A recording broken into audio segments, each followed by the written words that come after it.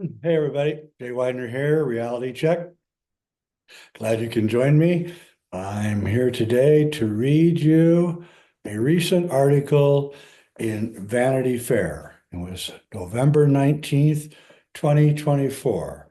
And this has to do with my film that I did with Ryder Lee called JFK X, Solving the Crime of the Century. This article was written by James Robinalt, and it's called Why JFK Staged His Own Murder in a James Bond Inspired Spy Film 2 months before his assassination. The untold tale and never before seen photos of a 1963 home movie directed by Jacqueline Kennedy at Hammersmith Farm. Yes, here we go. This is what you call a limited hangout, as far as I'm concerned. And that is Vanity Fair being afraid that Trump's going to release the JFK files in a few months, and they want to make sure they get ahead of it. So they do what they call a limited hangout. The summer of 1963 was marked by political upheaval. Civil rights leader Medgar Evers was murdered in Mississippi. Martin Luther King Jr. addressed an overflow crowd at the historic March on Washington. The Ku Klux Klan planted a bomb inside Birmingham's 16th Street Baptist Church, killing 4 schoolgirls. Amid the tumult and tragedy, much of the nation looked for guidance and stability from a charismatic young president who just begun to focus on what would become a cornerstone of his and Vice President Johnson's legacy, the 1964 Civil Rights Act. After 2.5 years in office, John F. Kennedy seemed in sync with the times and destined for a second term. The string of politically charged assassinations that would convulse the country over the course of the decade were largely in the offing, despite the ominous pall cast by Evers' slaying. To many Americans, the assassination of an American president was inconceivable, product of another era. William McKinley had been killed in 1901.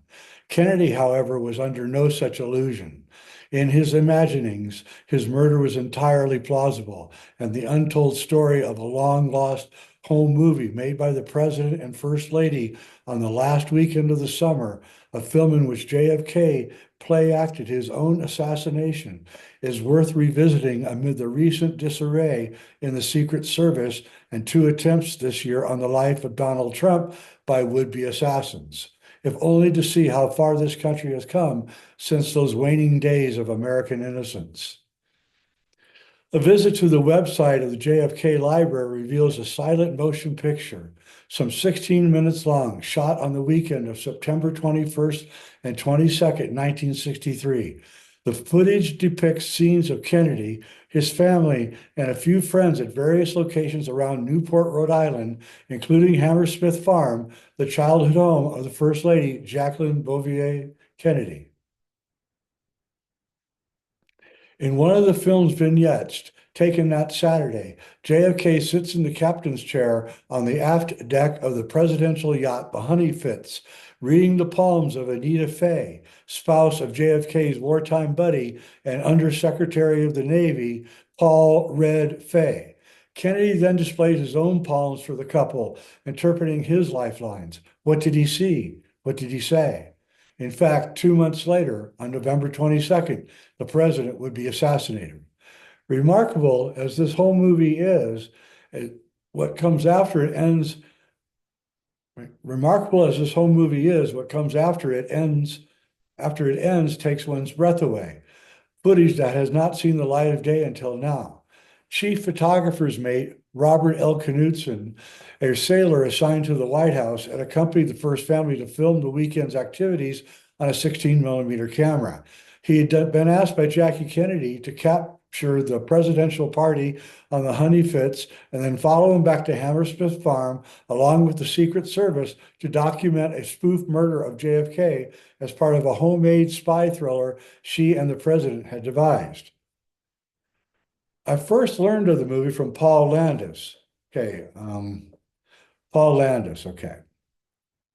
Let's take this very slowly. I first learned of the movie from Paul Landis, the First Lady's Secret Service agent who recently released a memoir, The Final Witness. In his book, as I described in Vanity Fair a year ago, Landis made the explosive disclosure that on the day of Kennedy's assassination, he had discovered an intact bullet in the presidential limo. So he's the dude that found the limo, the bullet in the limo, and then planted it on the cot at Parkins Hospital on that day. A completely illegal act, completely messing with evidence and everything. And how did this bullet, intact bullet, land on the back seat of the limousine? Okay, anyway, really pisses me off. At one point, Landis told me that in 1963, he had taken part in a prank movie about an assassination. I really didn't absorb what he was describing, but I filed it away. He was unsure of the date. I wondered privately, though, why would a Secret Service agent be asked to take part in a film satirizing such a horrific act? In a recent investigation for Vanity Fair, however, I was able to uncover footage from the film, confirm that the events Landis recounted did in fact take place, and determined that Landis was one of the agents asked to appear in the movie by its director, none other than Jackie Kennedy, his boss. Hammersmith Farm sits on 97 acres overlooking Narragansett Bay. The estate had been the young Jackie's summer home, inherited by her stepfather, Hugh D. Auchincloss Jr., who had married Jackie's mother, Janet Lee, in 1942 after her divorce from Jackie's father, John Black Jack Bouvier.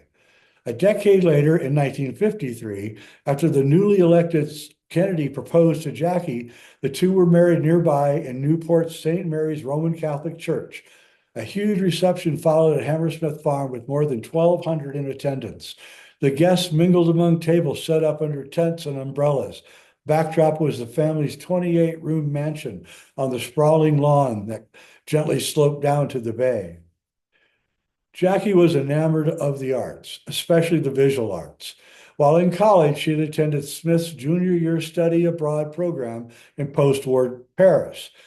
She then returned stateside to finish classes and eventually landed a job as a journalist and photographer for Washington, D.C.'s Times Herald. She had become taken with all things French, harboring a fascination with experimental film. That is new to me. I never heard that before. She often expressed an interest in someday directing a movie. It was during her time as a photojournalist that she began dating her husband-to-be. So, just as an aside, we now find out that Jackie is into experimental films and wants to one day direct a movie. While JFK was in office, the Auchincloss residence would become a favorite retreat, typically less hectic and crowded than the Kennedy compound in Hyannisport. And along with the ever-present still cameras belonging to the official White House photographers, a movie camera was often on hand. As the home movies at the JFK Library show, the first family would swim in the pool at nearby Bailey's Beach Club, play in the sand on its restricted beach, and regularly take the afternoon cruises on the Honey Fitz, named for Kennedy's maternal grandfather, John Francis Fitzgerald, a one-time mayor of Boston and congressman. September 21, 22, 1963 would be JFK's last visit to Hammersmith Farm. During our talks, Landis would occasionally refer to those 48 hours. More recently, after I pressed him to open up further, his recollections came into focus. Remember, this is the guy that found the bullet, Landis. He recalls that the First Lady had made an unusual request. She explained that she and the president were making a humorous short film, a kind of spy movie, and she asked if agents wouldn't mind participating.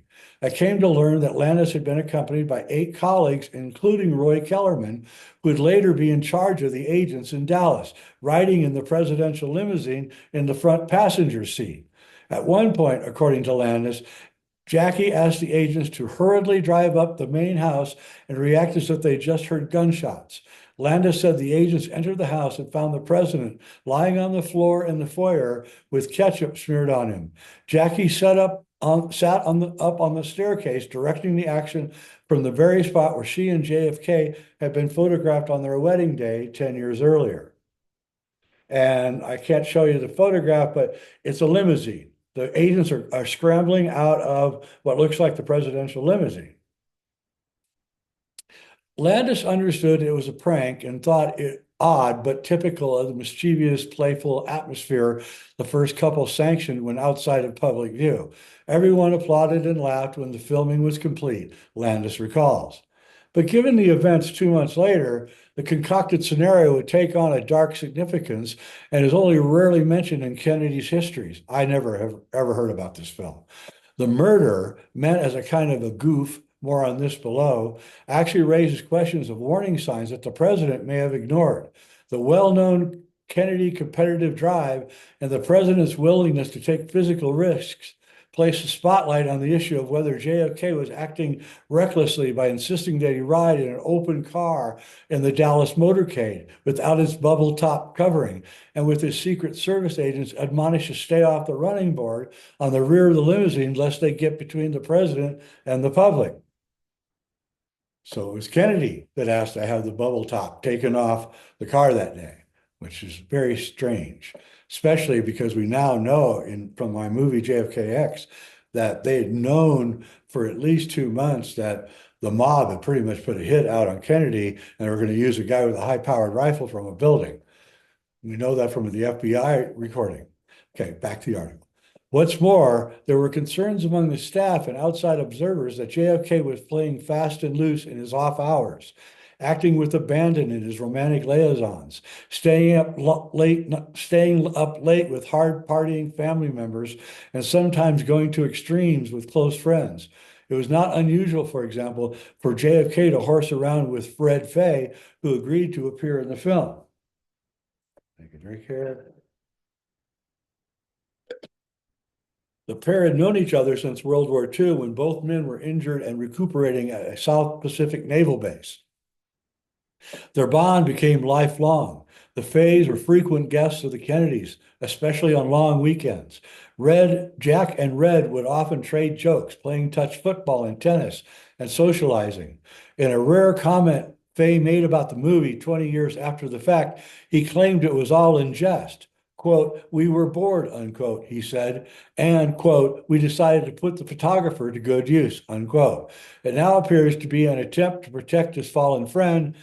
In what now appears to be an attempt to protect his fallen friend, Fay insisted that he was the only, quote, victim in the movie, but that is belied by the accounts of Landis and photographer Knutson, who remembers JFK and Fay taking runs as being the casualty. In 1943, the president, then a Navy lieutenant fighting in the Pacific Theater, narrowly escaped death when a Japanese destroyer rammed his boat, the PT-109, cutting it in two. During his childhood and as an adult, he endured other life near-death experiences, receiving last rites several times. As a result, JFK reportedly maintained a healthy skepticism about whether he would ever grow old. His family, according to the well-worn myth, was laboring under an Irish curse. In August 1944, his older brother Joe, whom the family patriarch, Joseph P. Kennedy Sr., had hoped might one day become president, died after volunteering for a daring bombing mission. 4 years later, Kathleen "Kick" Kennedy Cavendish, a younger, vibrant sister and one of JFK's closest siblings, died in a tragic plane crash in France. Irish lore contains tales of uncanny premonitions, though descendants of the Emerald Isle claim no monopoly on such experiences. Colm Keane, the Irish author and broadcaster, wrote an intriguing book in 2011 entitled Forewarned: Extraordinary Irish Stories of Premonitions and Dreams, in which he observed, apropos of his writing numerous books about death and dying, quote, "It gradually came to my attention that some of those returning from near-death journeys found they had developed a keen ability to foresee happenings that had yet to take place," unquote. When reports of the home movie emerged in 1983, 20 years after, with the publication of Ralph Martin's JFK biography, A Hero of Our Time, then Senator Daniel Patrick Moynihan, an Assistant Secretary of Labor in the Kennedy administration, remarked, quote, "He was Irish. You can't be Irish without knowing that eventually the world is going to break your heart," unquote. Kennedy had such forebodings about his own early death. Following his assassination, some of his friends and family came forward with stories of JFK's preoccupation with assassination. Thurston Clark, in his JFK's Last 100 Days, cataloged Kennedy's statements on the topic. One example, quote, when he arrived at the gates of the American ambassador's residence in Dublin, unquote, Clark recounted of the president's June 1963 trip to Ireland, quote, a cheering mob surrounded his limousine and forced him to walk. Crowds, and Kennedy says, quote, crowds don't threaten me, he told the ambassador. It's that fellow standing on the roof with a gun that I worry about. Again, he had to have known the FBI had recorded that thing. That guy saying that they were going to kill Kennedy with a guy on the roof with a gun, because that happened before this occurred. Clark also pointed out that Kennedy spent time studying Lincoln, just like we say in JFK X. He was obsessed with the Lincoln assassination. When Jim Bishop, a journalist and syndicated columnist, interviewed Kennedy in late October 1963 to write about a day in the life of the president, Kennedy spent considerable time questioning Bishop about his book, The Day Lincoln Was Shot, a minute-by-minute account of April 14th, 1865.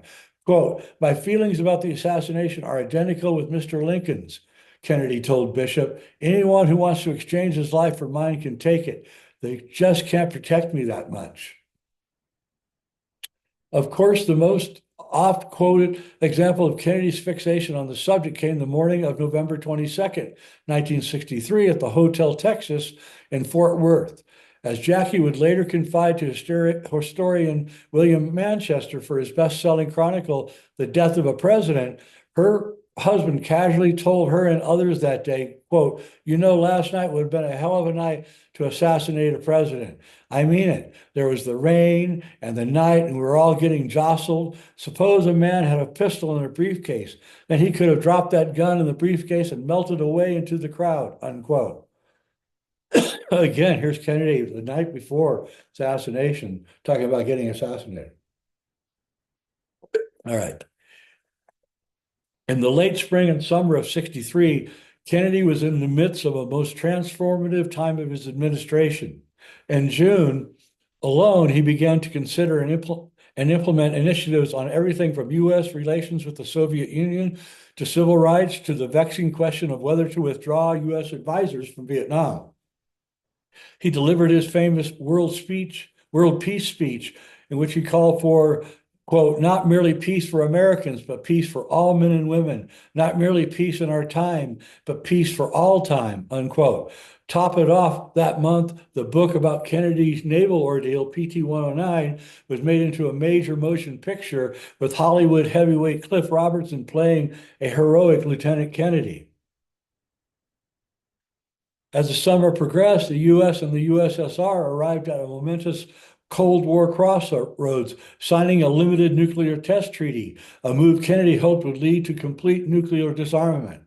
There was an inkling of a shift towards détente with the Soviets, a hope for tamping down of tensions between the superpowers. In September, Kennedy even proposed a U.S.-Soviet lunar expedition. That right there really must have pissed off NASA and the paperclip scientists who just hated the Soviet Union. In essence, the president was addressing not just a geopolitical moment, but the larger question of the survival of the human race in the nuclear age. And this impulse to possibly realign national security priorities rubbed many elites in the state and defense establishment, not to mention the CIA, the wrong way.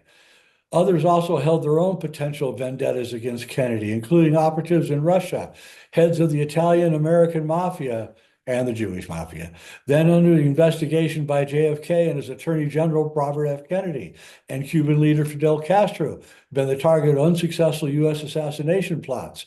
Many observers, historians, and conspiracy theorists alike believe that dark forces may well have begun to coalesce around the idea of JFK's removal from command. And we go into that in JFK X.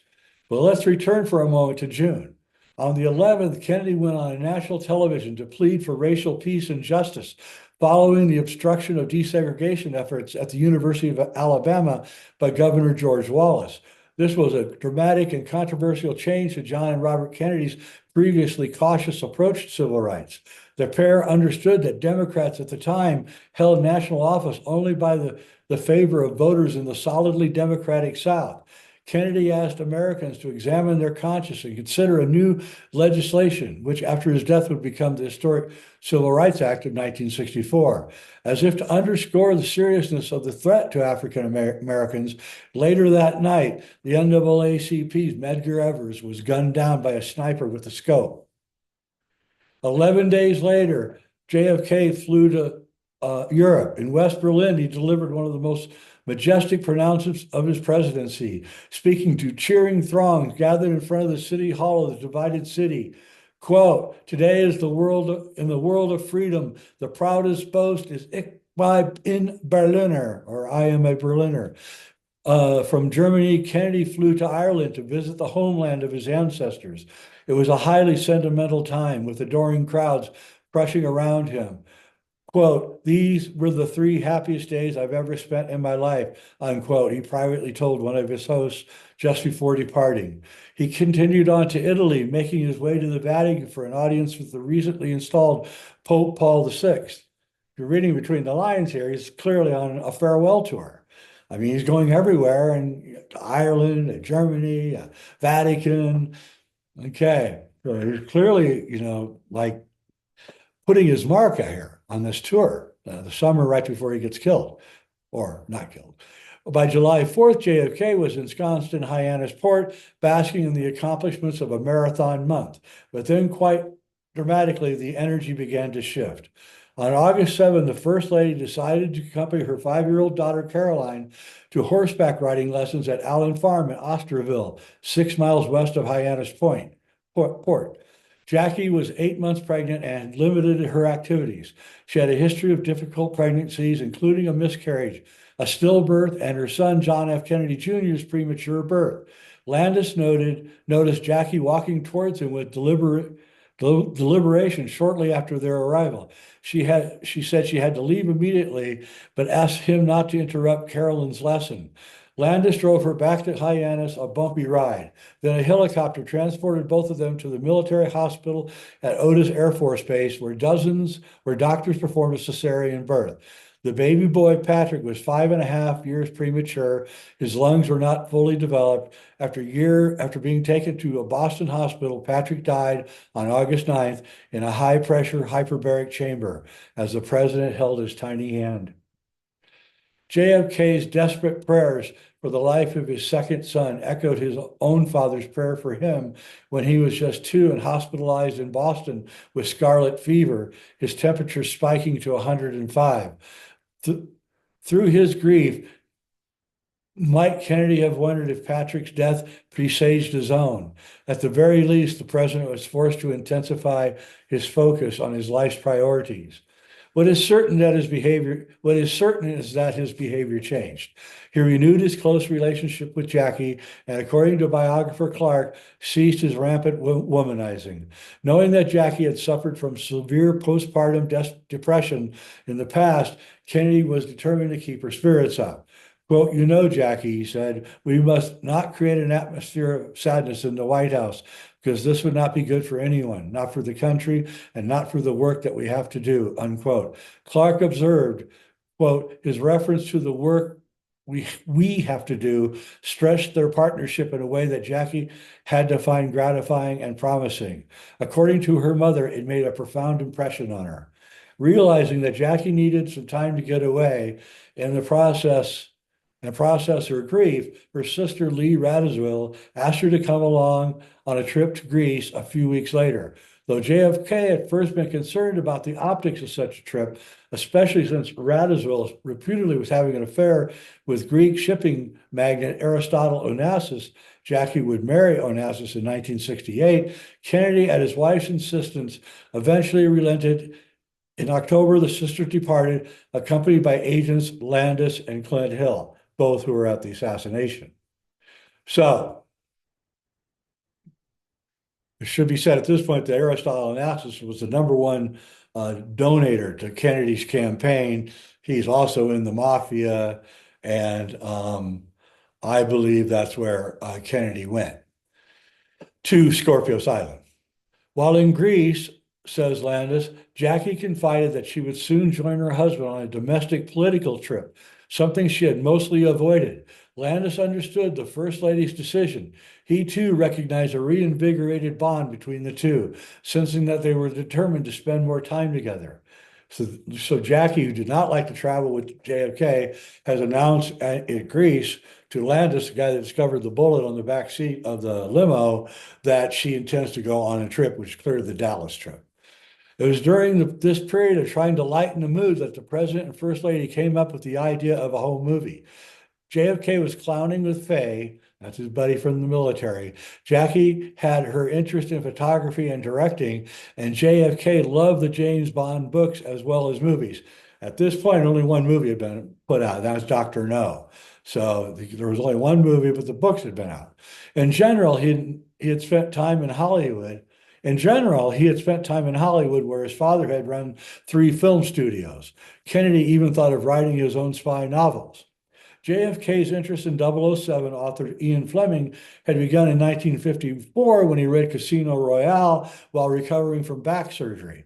He met privately with Fleming during the 1960 campaign. A year later, when Time Life correspondent Hugh Sidey wrote about the new president's reading habits, Kennedy praised Fleming's work. Quote, like many of the world's leaders, unquote, Sidey noted, he has weakness for detective stories, especially of those of British author Ian Fleming and his fictitious undercover man, James Bond, unquote.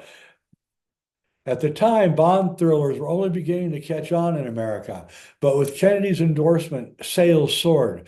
The first Bond movie, Dr. No, hit U.S. theaters in May 1963, so it had only been out for 2 months before they did their little movie. At some point, the president, on a lark, sketched out a script for his own short, humorous film. Navy Chief Robert Knudsen was JFK and Jackie's go-to person for home movies in Newport. Records from the projectionist at the White House screening room show that Jackie, while enjoying a variety of films there, took immense pleasure in watching family footage. Tech reporter Matt Novak of Gizmodo wrote in 2016, quote, the films that Jackie Kennedy watched in the White House are a mixture of diplomatic necessity, USIA propaganda movies, familial bonding, cartoons and home movies, and high-class foreign films. Of course, some of the films are perhaps better described as middle-brow and included at least 2 James Bond movies. Well, they couldn't because there's only one James Bond movie, so I don't know how he makes that mistake. Only Dr. No had come out before. So I don't know why the writer here doesn't check his filmography. Then we have this little thing, guess it's the writer's observation of the film. JFK suddenly clutches his chest and falls as if hit by bullets. And in an absurd touch, those behind him nonchalantly step over him. Knudsen's story is not well known. An Iowa native, he was nearly the same age as Jackie. While she was in Paris in college, Knudsen, having graduated first in his class at the Naval Photographic School, was just starting as personal photographer for President Harry Truman. When Dwight Eisenhower became president, Knudsen thought his career at the White House was over. Knudsen was Navy. Eisenhower and his top staff were Army. In fact, Cecil Stoughton, an Army Signal Corps sergeant, later promoted to captain, was brought on board to take up photographic chores. Even so, Eisenhower kept Knudsen on the dole, rather savvy about PR. The new president, who would hire actor Robert Montgomery as the first full-time White House consultant to engage with industry leaders in Hollywood, understood the importance of discriminating pictures to the public and the press. Disseminating pictures to the public and the press. At Ike's suggestion, Knudsen located a storage space on the ground floor of the White House to establish quarters for the White House photo staff in order to be closer to the action in the Oval Office. When Kennedy was president in 1960, Knudsen knew he would have an in with a former naval officer. To his good fortune, he ended up serving 6 presidents, from Truman to Ford, but he was especially close to Kennedy, capturing some of the most iconic photos of JFK in Berlin and Ireland. For this article, Landis and I interviewed Knudsen's son, also a photographer, and also named Robert Knudsen. His father died in 1989. The younger Knudsen, who lives outside Washington, D.C., told us that the film of the staged murder had been shot and edited by his father. He recounted how the amateur movie was meant to loosely parody a Bond caper, and that the First Lady, a film buff, had directed each scene. Once completed, a duplicate of the edited movie, he said, had been sent to Red Fay. Another went to Jackie. No other copies are thought to exist. Knudsen believes that Fay, perhaps distraught after the assassination, destroyed his copy. Yeah, right. Knudsen has no idea what became of Jackie's, but fortunately for history, Knudsen's father kept some of the footage used to make the film, snippets of which are still in the son's possession. In all, Knudsen has approximately 7 minutes from the original shoots, which he screened for me at his home in Virginia. For security reasons, all of his father's materials are maintained off-site. Knudsen is cooperating with the production company Moxie Pictures on a documentary based on Landis's book, The Final Witness. As it turns out, there are multiple parts to the staged movie. The only time the elder Knudsen spoke about the filming with the press was right after Ralph Martin's book was released 20 years after the assassination. He told the Associated Press that Kennedy wrote the script and that for each scene there had been several different takes.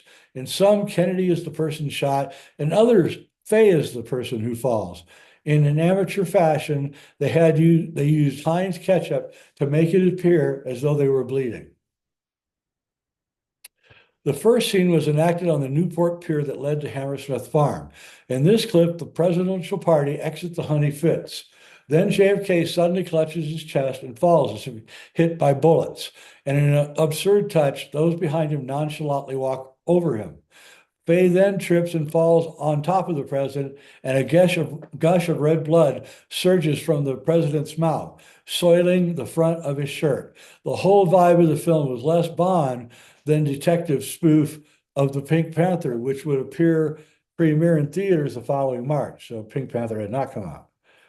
Unbeknownst to the Kennedys or the actors, 2 reporters in a nearby chase boat, Frank Cormier of AP and Mary Mem Smith of UPI, were watching the group through binoculars. A photographer with them, likely a Newport freelancer or an AP staffer or stringer, had a camera with a zoom lens.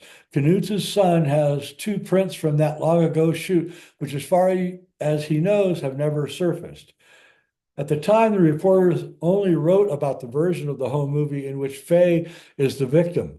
One of the photos shows Knudsen in a business suit perched atop a pier post with his movie camera, eerily foreshadowing photographer Abraham Zapruder standing on a concrete abutment in Dealey Plaza in Dallas 2 months later.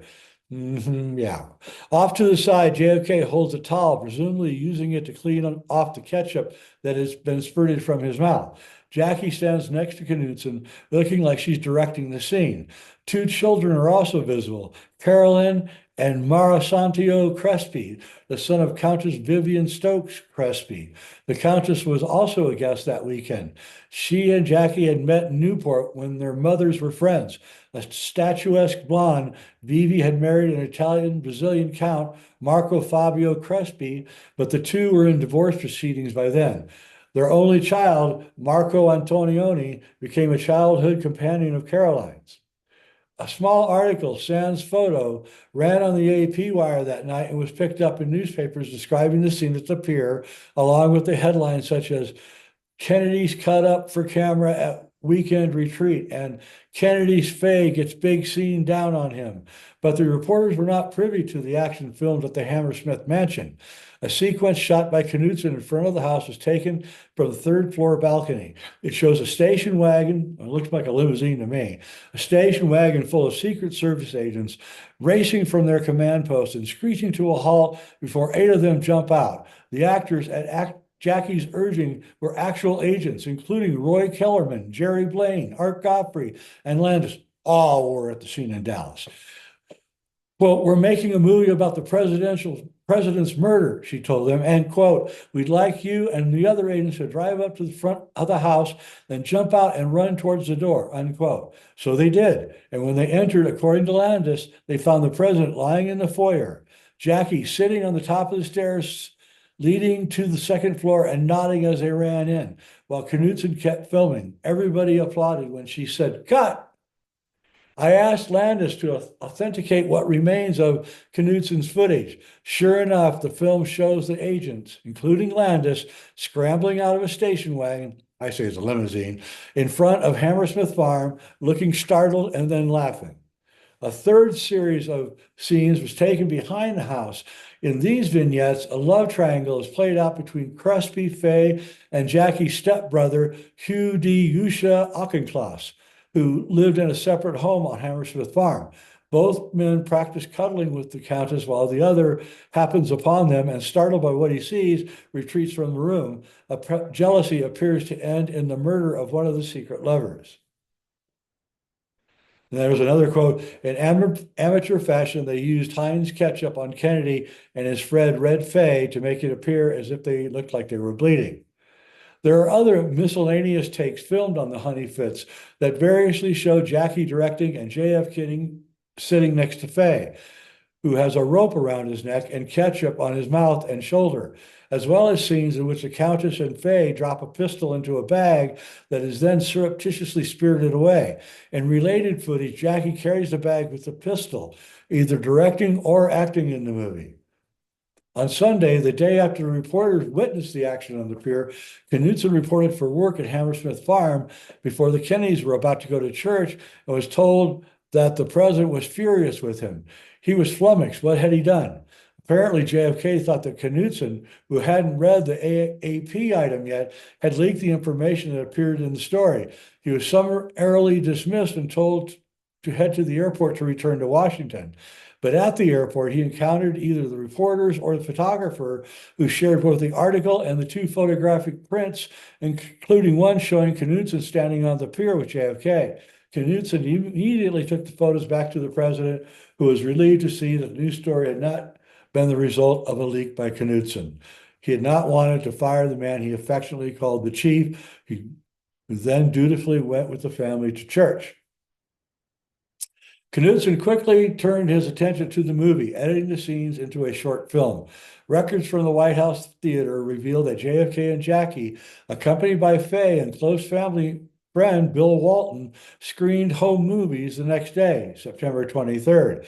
A week later, before Jackie left for Greece, she and JFK viewed the spy movie a second time, with the Washington Post's Ben Bradley, a confidant of the president, and Bradley's then wife, socialite Tony Pinchot, who was the sister of Mary Pinchot Meyer, who was murdered just after JFK died. It's all in our movie.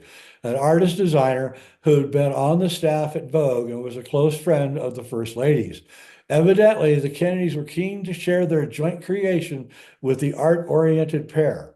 The content of the film, no matter how highlighted at the time, would prove ominous. Looking back, the elder Knudsen saw a prophecy. Quote, I wonder if it was a premonition he had, unquote, he told the AP in 1983, or, quote, or a quick quirk of fate, unquote.